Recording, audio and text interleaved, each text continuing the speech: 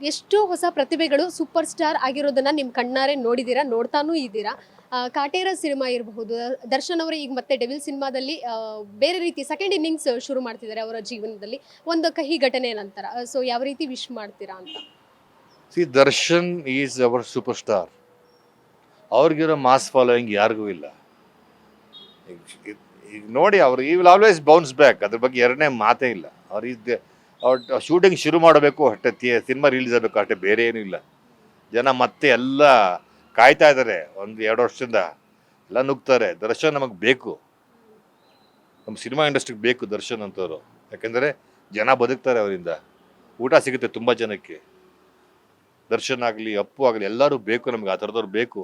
ಆ ಥರ super stars ಇಲ್ಲ ಅಂತಂದರೆ ಸಿನಿಮಾ ಚಿತ್ರರಂಗ ಬಡವಾಗ್ಬಿಡುತ್ತೆ, ಜನಗಳಿಗೆ ಕೆಲಸ ಸಿಗಲ್ಲ. ದರ್ಶನವ್ರು ಖಂಡಿತ ಬೇಕು ನಮಗೆ. ಹಾರೈಸ್ತೀನಿ ನಾನು, ದಯವಿಟ್ಟು ಬನ್ನಿ, ಸಿನಿಮಾ ಬೇಗ ಶುರು ಮಾಡಿ, ಶೂಟಿಂಗ್ ಶುರು ಮಾಡಿ, ವರ್ಷಕ್ಕೆ 2 ಸಿನಿಮಾ ಮಾಡಿ, ಎಲ್ಲರಿಗೂ ಊಟ ಸಿಗಲಿ, ದುಡ್ಡು ಸಿಗಲಿ, ಕೆಲಸ ಸಿಗಲಿ ಅಂತ.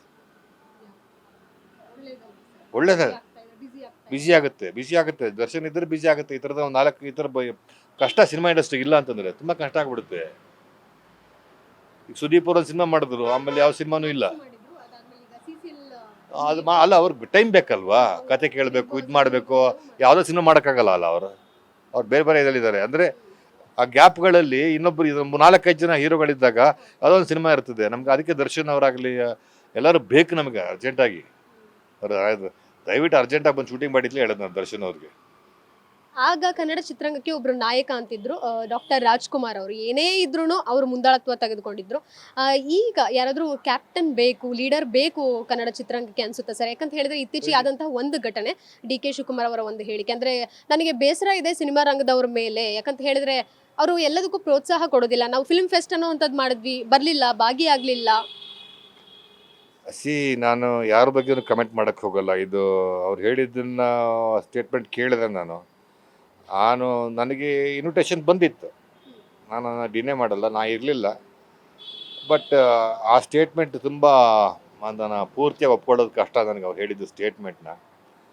ಬಟ್ ನಮ್ಮಲ್ಲಿ ಅಣ್ಣವರಾಗಲಿ ಲೀಡ್ರ್ ಒಬ್ಬರು ಬೇಕು, ನಮಗೆ ಬೇಕು ಒಬ್ಬರು ನಾಯಕರು ಅಂತ. ಈಗ ಅಂಬರೀಷ್ ಇದ್ದರು, ಆಮೇಲೆ ಎಲ್ಲರನ್ನೂ ಹಿಂಗೆ ಮಾಡೋರು.